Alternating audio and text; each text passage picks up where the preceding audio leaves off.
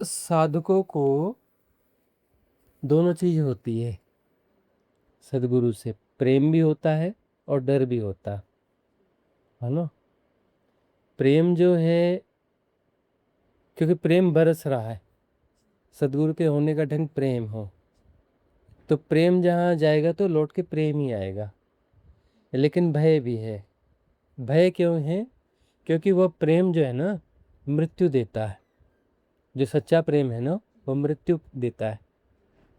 सच्चे प्रेम के प्रभाव में मृत्यु घटित होगी। प्रेम का मार्ग मृत्यु का मार्ग है ना, मृत्यु का मार्ग है। तो जो भय हो रहा है वो मन को हो रहा है, भय मन को हो रहा है। आप अच्छी भी बहुत लगी कि दूसरी तरफ से वे जैसी है ना, जैसे मैं आपसे फोन करती हूँ बात में भी, तो मुझे आपसे ऐसे लगता है कि मेरी Cevap bile. İngilizce bol değil ha. Sevmiyor. नहीं। ऐसा है कि सदगुरु का सानिध्य जो है वह मृत्यु देगा ही देगा। Burada biri biri yes. Burada bir adı. मृत्यु घटेगी ही घटेगी, और भय तो होगा ही होगा। एक बार रेजोनेंस में आ गए फिर दूर नहीं हो। शरीर से चाहे 100 किलोमीटर दूर हो, 1000 किलोमीटर दूर हो, 10,000 किलोमीटर दूर, से फर्क नहीं पड़ता, दूर नहीं हो सकते। और दूसरी बात जो है, मन की सांसें मिटेंगी। एक शरीर की सांस है, मन की सांस है। मन की सांस है विचलन, जैसे शरीर की अपनी रिदम है ना, अपनी श्वास है ना, वैसे मन की श्वास है विचलन, विचलित होता है वह, अलग अलग विषयों में विचलित होता है, विषयाबद्ध होता है, विषयों के साथ जुड़ता है और विचलित होता है। ये उसकी श्वास है, इसके दम पे वह जिंदा है। एक बार रेजोनेंस में आ गए तो विषय छनते जाते हैं, विषयों की आबद्धता मिटती चली जाती, उसकी श्वास घटती जाती, मन की श्वास घटती जाती है, मन की आयु घटती जाती है। जब मन की आयु घटती है तो डर लगता है। इसलिए डर लगेगा क्योंकि यह सानिध्य जो है मन की आयु को मिटा रहा है। अब मन की आयु कितनी है? बहुत लंबी है। कितनी आयु हो गई? 1600 करोड़ साल हो गए ना मन को निर्मित हुए। 1600 करोड़ साल पहले जन्मे थे ना, तब बिग बैंग हुआ था, तब ब्रह्म जन्मा था। तो 1600 करोड़ साल से जो विषयाबद्धता बन रही है, 1600 करोड़ साल से जो मन अपनी श्वास को जी रहा है, इस ढंग को जी रहा है, अपनी आयु को स्ट्रेच कर रहा है, बढ़ा रहा है, समय को निर्मित कर रहा है, वो मैकेनिज्म ही टूट रहा है। नए विषय बनाना बंद हो रहा है, पुराने विषय जो है वो मिट रहे हैं, और सारे विषय मन की श्वास है ना। तो सदगुरु विषयों को छीनते हैं, विषयाबद्धता को छीनते हैं। विषयों से जुड़े कर्म है, कर्म टूट जाते हैं, कर्म मिटने लगते हैं। कर्म बचेंगे ही नहीं तो मन चलेगा कैसे? कर्म बचे हैं, है ना, संचित कर्म है, तो वह जो है उसका भविष्य है ना। कर्म के प्रारब्ध हैं और कर्म क्रियमाण हो रहे हैं। सब समय का खेल है, और समय मन है, मन समय याद रखना। समय और मन अलग अलग नहीं है। समय मन है, मन समय है। मन समय को सृजित करता है, समय मन है, वह उसकी आयु है, वह उसके होने का ढंग है। तो सदगुरु का सानिध्य, उनकी देशना तुम्हारे विषयों को क्षीण करते हैं, तुम्हारे विषयों को मिटाते हैं, तुम्हारी विषयाबद्धता को शून्य करते हैं। और यह उसकी श्वास है, मन की श्वास है, इसके सहारे मन जीता है। तो डर लगेगा सदगुरु से। क्यों डर लग रहा है मन को? देखो, डर शरीर को नहीं लगता, डर आत्मा को नहीं लगता, डर मन को लगता है। डर जो है मन की घटना है, सारे विकार मन की घटना है। शरीर में विकार नहीं होते, आत्मा में विकार नहीं होते, विकार मन में होते। मन में विकार होते हैं ऐसा कहना ठीक नहीं है। मन का होने का ढंग विकार है, मन विकारों के जोड़ से बना है। सारे विकार हटा दोगे तो उसके बाद फिर मन कैसा हो जाएगा? अच्छा हो जाएगा, स्वच्छ हो जाएगा? नहीं, सारे विकार हटा दोगे तो मन बचेगा ही नहीं, अमनी दशा। मन होता ही नहीं। ऐसे ही स्वामी जी जिस दिन हम आपके पास ही आए थे ना, हम्म उसी दिन ऐसे हुआ जैसे कि मन नहीं है, हम्म बस प्रवाह चल रहा है। हम्म जे मेरे साथ कहते कोई है, मैं बैठू हूँ, हम्म तो जे भी वैसे दिख रहे हैं, तो मुझे इतना चल रहा है कि भी एक ही है सब। हम्म ते अभी मैं बोलती हूँ, हम्म तभी मैं भी नहीं था, हम्म एक प्रवाह चल रहा था। हम्म तो 2 दिन ऐसा रहा, तभी मैं समझी, मैंने दीदी भी साथ में आपकी नहीं लगाई, हम्म तो वैसे ही बैठी जितना, बट जब थोड़ी देर ना थक जाती थी ना, तब लेट जाती, तो जब भी बैठती तभी वही वैसे है। अमनी दशा, जब भी विषयाबद्धता टूटेगी, अमनी दशा आएगी, वहाँ पर एक फेज आता है कि अकर्तापन घटता है। मन में विषय रहेंगे तो मन कुछ न कुछ करेगा, करने से कर्ता पैदा होता है ना, कर्ता तो करने से पैदा होता है। कुछ न करोगे, कुछ न करोगे, ठहर जाओगे, थम जाओगे, तो फिर मन वहाँ पे नहीं होगा, अमनी दशा होगी, अकर्ता होगा। कर्ता विसर्जित हो गया, अकर्ता हो गया, है ना। उसी को क्या कहते हैं, अकाल पुरख कहते हैं ना, अकर्ता को, है ना। अकर्ता हो गया ना, अकर्ता तुम न रहे तो फिर अकाल पुरख है। जब तक तुम हो तो फिर अकाल पुरख नहीं, जब तक तुम हो अकाल पुरख न होगा। जब तुम न होगे, मन न होगा, विषयाबद्धता न होगी, विषय का आग्रह न होगा, विषय में उलझोगे नहीं, कुछ करोगे नहीं, कर्ता विसर्जित हो जाएगा। करने से कर्ता पैदा होता है, कुछ न करोगे तो कर्ता विसर्जित हो जाएगा। कुछ न करोगे तो श्रद्धा में हो, कुछ न करोगे तो जुड़ गए किससे, अकाल पुरख से। अकाल पुरख से जुड़ गए तो तुम नहीं बचोगे, अकाल पुरख ही बचेगा, है ना। और सदगुरु से डर लगता है, क्यों, सदगुरु जो है दिख रहा है, शरीर में है नहीं। तुम्हारे भीतर कोई और है, जसबीर है, हैं? तुम्हारे भीतर विजल है, तुम्हारे भीतर मनप्रीत है। सतगुरु के भीतर कुछ नहीं है, कुछ है ही नहीं, खाली है, वह है ही नहीं, दिखता है। वह तो सिर्फ बांसुरी है, फूंक तो वहीं से आ रही है, दिखता है नहीं। सदगुरु का कोई नाम है नहीं है, उसका कोई रूप दिखता है, रूप नहीं है, उसका कोई आकार नहीं है, वह कोई व्यक्ति नहीं है, वह कुछ है ही नहीं सिवाय दरवाजे के। वह अकाल पुरख ही है। सदगुरु का मतलब वो व्यक्ति था, वो मर गया, मर गया तभी तो सदगुरु है ना। व्यक्ति होता तो कहाँ से सदगुरु आ जाता, व्यक्ति तो मर गया, वो कब का मर गया, साधना में मर गया। मरो हे जोगी मरो, मरो मरण है मीठा, तिस मरणी मरो, जिस मरणी गोरख मरी दीठा। मर गया, वह मर गया, तब अकाल पुरख है। तो अकाल पुरख की सन्निधि, उसका सत्संग, उसकी वाणी डर पैदा करते हैं, क्योंकि तुम भी मरोगे। सदगुरु भी साधक था, मर गया, अब सदगुरु हो गया, उसके संग में तुम आओगे, तुम भी मरोगे। जैसे स्वामी जी बात जो आप बोलते हैं ना, हम्म जे बात ना, जैसे अपने भीतर जे दर्न करके कि जैसे कि आप जैसे अपने देश में बोलते हैं कि ना, जो हमारे साथ डिजोमिनस दे रहे हैं बात का, तो वो इस जन्म में वही जाएगा, अगर तुम वही जाएगा जो का है ना, तो वो मेरे भीतर पता चल रहा है कि वो ये हो रहा है कि हाँ, मैं इस जन्म में कंप्लीट खत्म हो जाऊँ, ऐसे अपने को होता है। नीचे घर में ना, वैसे तो मालूम क्या इनको समझ में तो नहीं मारो, बहुत अच्छे हैं।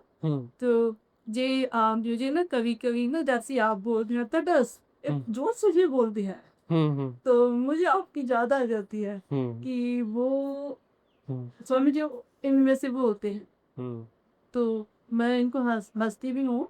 जी कहते कि मुझे और तो कुछ नहीं आता, स्वामी जी बोलने के लिए मुझे साल पे रख ले, तो वो मुझे ऐसी तक आप उसमें बोल, क्योंकि तटस्थ का अर्थ है कि विषयाबद्धता में नहीं जाएंगे, विषय तो हैं, जी है ना, उसके साथ आबद्ध नहीं होना, जुड़ना नहीं है। तटस्थ, तटस्थ का मतलब एसोसिएट नहीं होना, जुड़ना नहीं। तो विषय के साथ आबद्ध हो जाओगे तो विषय जो है समय को निर्मित करेगा, मन की आयु को बढ़ाएगा। विषय के साथ आबद्ध नहीं होगे तो विषय जो है रह नहीं सकता, विषय विसर्जित हो जाएगा। विषय विसर्जित हो जाएगा तो फिर जो है काल मिटेगा। विषय विसर्जित होगा तो काल मिटेगा, काल मिटेगा तो अकाल, अकाल सदा से है, शाश्वत है, सनातन है ना, अनादि है, अनंत है, उसका और नहीं छोर नहीं, है ना। उसके बारे में क्या कहते हैं, तुमरी गत मित तुम ही जानी, नानक नाम सदा कुर्बानी है। और क्या कहते हैं, कोई न जाने तुम्हारा अंत, ऊंचे से ऊंचा भगवंत, कोई न जाने तुम्हारा अंत, ऊंचे से ऊंचा भगवंत। कोई बोलता है मैं जानता हूं, मैं जान ही नहीं सकता है। भगवंत भी हो, कोई भगवंत बोले मैं जानता हूं, अरे नहीं जान सकता, मैं कितना भी ऊंचा मैं हूं, मैं नहीं जान सकता। जब मैं नहीं होगा तो वह जिया जाएगा, जाना नहीं जा सकता। परमात्मा को छुआ नहीं जा सकता, परमात्मा हुआ जा सकता है, छुआ नहीं जा सकता। अकाल पुरख से मिल नहीं सकते, हेलो जी अकाल पुरख महाराज कैसे हो आप, आशीर्वाद दो, उससे नहीं मिल सकते। हो सकते हो, उसमें मर्ज हो सकते हो, मर्ज हो सकते, उसके साथ बैठ के बातचीत नहीं कर सकते, हल्लो हाय नहीं कर सकते। तो विषय मिटेंगे, काल मिटेगा, विषय काल को जन्म देता है, स्ट्रेचिंग ऑफ टाइम, है ना, भविष्य को निर्मित करता है, अगले जन्मों को तय करता है, स्ट्रेच करता है। तो विषयाबद्धता यदि न होगी, विषय से आबद्ध न होगे, डोंट एसोसिएट एनीवेयर, कहीं भी जुड़ना नहीं है, विषय को निर्मित करना ही नहीं है, करने से बिगाड़ दोगे, करने वाला कहीं और है, तुम क्यों कर रहे हो, करने दो ना उसे, तुम अपनी टांग क्यों फंसा रहे हो, करने वाला वह है, उसे करने दो, तुम क्यों टांग फंसाते हो, तुम क्यों बीच में आते हो, करने दो। अकाल पुरख है, सदा से शाश्वत सनातन व बह रहा है, वही अकाल पुरख है और वही सृष्टि है। सृष्टा ने सृष्टि नहीं बनाई, सृष्टा स्वयं सृष्ट हो रहा है ना। वही एक ओंकार सतनाम, वह ओंकार जो है वही सत्य है और वही नाम रूप है, वही अनंत है, असीम है, निर्गुण है, निराकार है, और उसके होने का ढंग सृष्टि है। वह हो रहा है नहीं, उसने कुछ बनाया नहीं है, वह बन रहा है, हो रहा है, समाया है। रोम रोम में राम बसे, कण कण में वह समाया है, उसमें वह आंदोलित है, अलग अलग नहीं है, वही हो रहा है ना। विषयाबद्धता में तुम जो है झूठ निर्मित करोगे, विषय झूठ है और अलग अलग नहीं है, वही हो रहा है, एक साथ हो रहा है, अलग अलग नहीं हो रहा है। चींटी में अलग हो रहा है, हाथी में अलग हो रहा है, पत्थर में अलग हो रहा है, सूरज में अलग हो रहा है, चांद में अलग हो रहा है, बेकार की बात है, गलत बात है। अलग अलग कैसे होगा जी, एक साथ हो रहा है। तुम्हारी दृष्टि छोटी है, तुम पकड़ नहीं सकते, तुम कह रहे हो कि इसमें ऐसा हो रहा है जी, उसमें वैसा हो रहा है जी, इसमें इस ढंग से हो रहा है जी, उसमें उस ढंग से हो रहा है जी। ये तुम्हारी नजर छोटी है, तुम्हारी नजर की ताकत नहीं है देखने की। सब एक साथ हो रहा है, अलग अलग है ही नहीं, सब जुड़ा हुआ है, टूटा है ही नहीं। वो टूट कैसे सकता है, परम सत्ता टूट सकती है, वह काल पूरक टूट सकता है कि वह अलग टूट गया जी, सृष्टि अलग टूट गई जी, हाथी में अलग टूट गया, चींटी में अलग टूट गया, पेड़ में अलग टूट गया, उसमें अलग टूट गया, अरे ऐसे कैसे टूटेगा, वह कभी टूटता ही नहीं। वही है, कहीं से कहीं तक नहीं टूटा, वही है, वही हो रहा है नहीं, हो रहा है, और टूटा कहीं नहीं है। जोड़ने की बात गलत है। तुम अपनी विषयाबद्धता को हटा दो, अपनी बुद्धि हटा दो, तुम्हारी बुद्धि की जरूरत नहीं है, तुम्हारे ज्ञान की जरूरत नहीं है।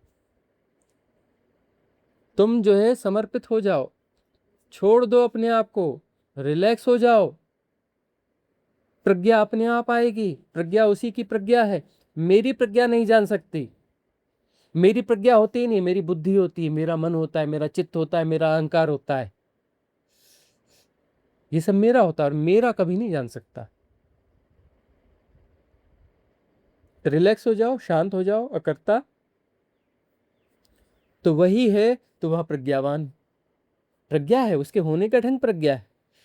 जानना अलग से नहीं है, प्रज्ञा समाहित है, वही हो रहा है और होने के अंदर ही प्रज्ञा समाहित है, अलग से प्रज्ञा नहीं है, जानने वाला अलग से नहीं है, वही प्रज्ञा है और वही घटित हो रहा है। है ना, विधि करते हैं जो भी आपका सेशन होता है ना, हम करते हैं, बैठते हैं, जैसे मैं करती हूँ, मैं ऐसे बैठती हूँ, मेरा भाई जो ऐसे बैठ कर ना आपको याद करते हैं ना, आपके सब पेशेंट को पहले आपकी ची को याद करता हूँ, उसमें जो खालीपन है, पहले तो आपका आएगा चेहरा, फिर उसमें ना खालीपन में मुझे ऐसा होता है कि जो बैठते हो ना उसमें बैठ कर ना जैसे मर्ज हो जाना है, खत्म, मतलब जो मैं अभी बोल रहा, जो सोच रहा, जो कर रहा है ना, तो वो उसमें मर्ज हो जाए। तो ऐसे होते होते ना कभी कभी ऐसे तो 1-2 दिन तक पूरा आकाश ही हो गया, नीला आकाश हो गया, पूरा आसमान ही हो गया, कि वो डिजालता होती है ना, ऐसे ही होता ना। इस पहले जो है आकाश में विलीन हो गए, जी ये जो क्षुद्राकाश मिटेगा, व्यक्ति का आकाश मिटेगा, है ना, मन का आकाश मिटेगा, चित्ताकाश होगा, चिदाकाश होगा, चिदाकाश में प्रवेश हो रहा है। फिर जो चिदाकाश विस्तृत होते होते आत्म आकाश हो जाएगा, आत्म, है ना, उस अनंतता में प्रवेश करेगा। अनंतता का अर्थ है यहाँ, अनंतता का मतलब विराटता होता है। आत्माकाश यानी ब्रह्म की विराटता के अनुरूप है। आत्मा अनंत नहीं है, कहते हैं अनंत, अनंत नहीं है आत्मा। आत्मा ब्रह्म के अनुरूप है, ब्रह्म का ही विस्तार है और उसमें एक केंद्र है, सेपरेशन कहीं पर बाकी है, तो उसमें प्रवेश होगा। और उसके बाद ब्रह्माकाश, ब्रह्माकाश मतलब आकाश वह पूरा है और सारे केंद्र उसी में ही है। द्वैत जो है मिट गया, इस बड़ी काया में आ गए, ब्रह्म काया में आ गए, ब्रह्म काया को जाना जा रहा है, ब्रह्म काया को जिया जा रहा है। और उसके बाद है काल पुरख, उसके पहले नहीं है, उसके पहले उसके बाद है अनंत, वह असीम, वह निर्गुण निराकार, उसके ब्रह्म के पार है। ब्रह्म तो ऐसे कई जन्मते हैं, करोड़ों ब्रह्म एक सेकंड में जन्मते हैं, एक सेकंड में करोड़ों ब्रह्म, अनंत ब्रह्म विसर्जित होते हैं। ऐसे ब्रह्म तो अनंत पैदा होते हैं, अनंत नष्ट होते हैं, ठीक है ना। वह जो है उस अनंतता से, उस शिवत्व से, उस अकाल पुरख से निसृत होते रहते हैं, अनंत ब्रह्म सजित होते हैं, अनंत नष्ट होते हैं। और ये तो एक आयाम है, उसके तो और भी आयाम है, 64 आयाम है।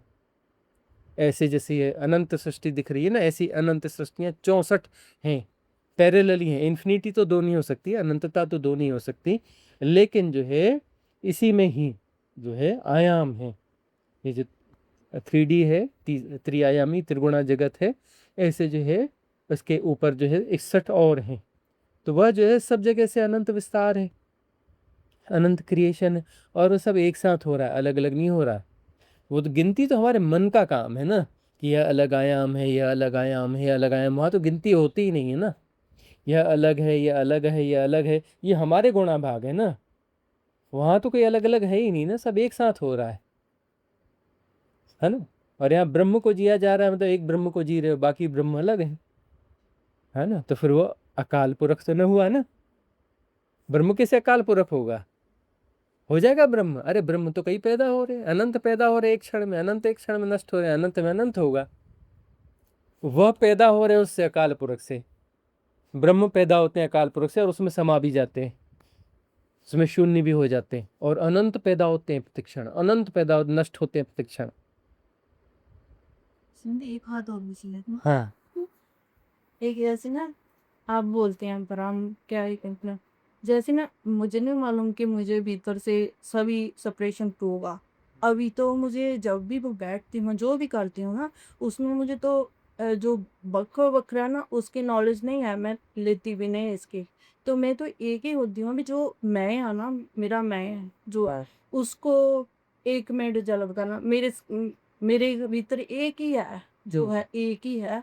तो वो अखर ब्रह्म, क्या वो भीतर में उसकी लहरें होती हैं जहाँ जो अपने मन का नहीं नहीं, भीतर उतरेंगे, अंतर प्रवेश होगा, अंतर यात्रा होगी, जब बाहर विषयाबद्धता ना होगी, बाहर ना उलझोगे, चेतना बाहर न जाएगी, कुछ न करोगे, तो चेतना को भीतर लाना थोड़े ना पड़ता है। सहज होगे, शांत हो जाओगे, चेतना भीतर अपने आप उतरेगी, है ना। अंतर प्रवेश उसका ये होगा ही होगा, अपने भीतर जाओगे ही जाओगे। और भीतर ही सदमार्ग है, सदमार्ग तो भीतर ही है। तो भीतर उतरोगे तो वह जो है क्षुद्राकाश से विराट आकाश, विराट विराट विराट विराट विराट तर में मर्ज होते जाओगे, होते जाओगे, होते जाओगे, एक में मर्जोगे, फिर अगले में मर्जोगे, फिर अगले में मर्जोगे, और विराटता और विराटता और विराटता।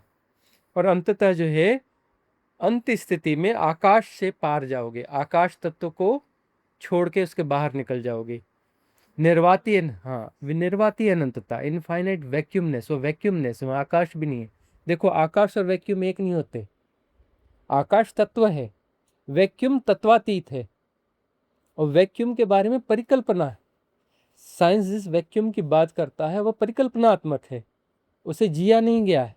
निर्वातीय अनंतता को वैज्ञानिक परिभाषा में नहीं बांधा जा सकता, किसी दूरबीन और किसी पद्धति से उसको जांचा नहीं जा सकता।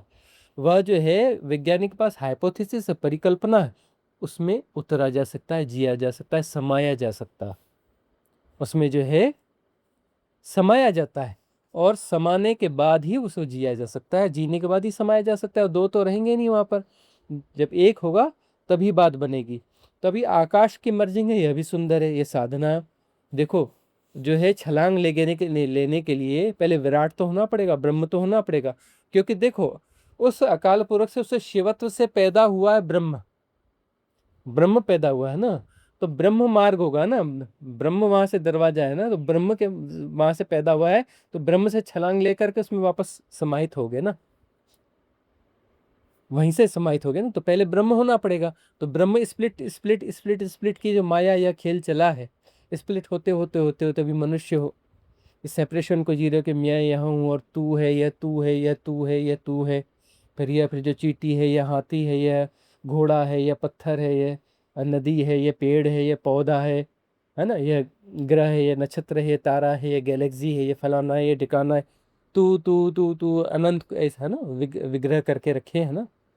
ये सारे विग्रह जो है ये विसर्जित होंगे, भीतर उतरने पर जो है विसर्जित होंगे, भीतर आकाश में, बड़े आकाश में मर्ज होगे, तो तू तू तू और सेपरेशन जो है विसर्जित होता चला जाएगा, और ब्रह्म में आकर प्रतिष्ठित होगे। और ब्रह्म के बाद छलांग लगती है, और वो छलांग मुक्तिदायी तब होती है। मैं आत्मज्ञानी हो गया जी तो बड़ा अच्छा हो गया जी, तू आत्मज्ञानी हो गया तो, है ना, जाके देवलोक में फंसेगा, फिर जन्म लेगा। आत्मज्ञानी हो गया तो क्या मुक्ति हो जाएगी? थोड़ा चक्कर बड़ा हो गया तेरा, और क्या हो गया? आत्मज्ञानी मतलब बड़ा चक्कर मारेगा, छोटा चक्कर नहीं मारेगा। साधारण आदमी थोड़ा ज्यादा चक्कर मारता है। हाँ 13वीं करेंगे, 10 गात्र करेंगे, तीसरा करेंगे, तीसरा प्रोग्राम करेंगे, मरेगा तो 10वें का करेंगे, 13वें का करेंगे। क्योंकि कोई सोचेगा 3 दिन में पैदा हो जाएगा, कोई सोचेगा 10 दिन में पैदा हो जाएगा, कोई बोलेगा 13 दिन में पैदा हो जाएगा, छोटे चक्कर में है अभी।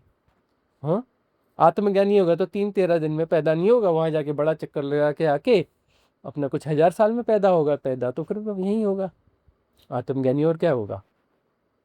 ब्रह्मज्ञानी होगा तो और बड़े चक्कर में जाएगा, उच्च लोक में जाएगा, आके तो फिर यहीं पैदा होगा। हाँ इस ब्रह्म में नहीं, किसी और ब्रह्म में पैदा होगा, फिर से सेपरेशन को जिएगा, फिर स्प्लिटनेस को जिएगा। उसके पार छलांग लेनी है। मुक्ति अकाल पुरख है, मुक्ति शिवत्व है, उसके पहले मुक्ति नहीं है, उसके पहले चक्कर का छोटा और बड़ा होना है, और कुछ नहीं है।